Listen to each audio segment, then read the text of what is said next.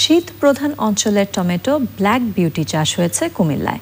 বাগমারা ইউনিয়নের নাওরা গ্রামের চাষি আহমেদ জামিল সেলিম নিজ উদ্যোগে ব্ল্যাক বিউটি টমেটো চাষ করেছেন। দেখতে সুন্দর, খেতে সুস্বাদু ও পুষ্টি সমৃদ্ধ এ টমেটো কোনো প্রক্রিয়া ছাড়াই সংরক্ষণ করা সম্ভব। আবুল কাশিম হৃদয়ের পাঠানো তথ্য ভিডিও চিত্র নিয়ে রাজীব আহমেদের রিপোর্ট।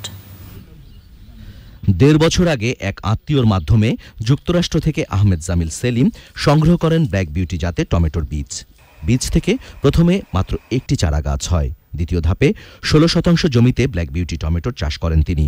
বর্তমানে কয়েক একর জমিতে আবারও টমেটো চাষের উদ্যোগ নিয়েছেন। এটা টেস্ট অনেক ভালো, এটা সংরক্ষণ করা যায় অনেক দিন, এটার ভিতরে পানির পরিমাণ কম, এটা খেতেও অনেক টেস্ট। আমি আশা করছি এই টমেটো সারা বাংলাদেশে ব্যাপক জনপ্রিয়তা অর্জন করবে। এটার ফলনও অনেক বেশি, এটার ওজনও অনেক বেশি। তার সাফল্যে উদ্বুদ্ধ হয়েছেন আশেপাশের এলাকার অনেকেই। এই ফসলটা খাইতে যেমন এবং মোটামুটি লাভবানও তাও বোঝা যাচ্ছে।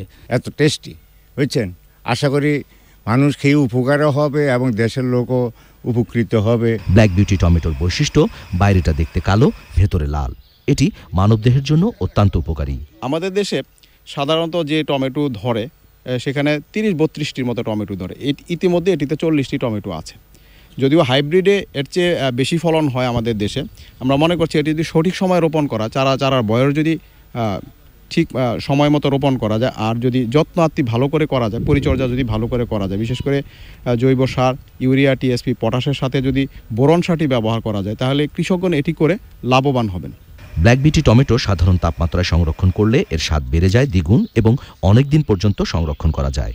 একটি গাছে 40টিরও বেশি টমেটোর ফলন আসে, জানিয়েছে আহমেদ জামিল সেলিম। Rajib Ahmed, channel I.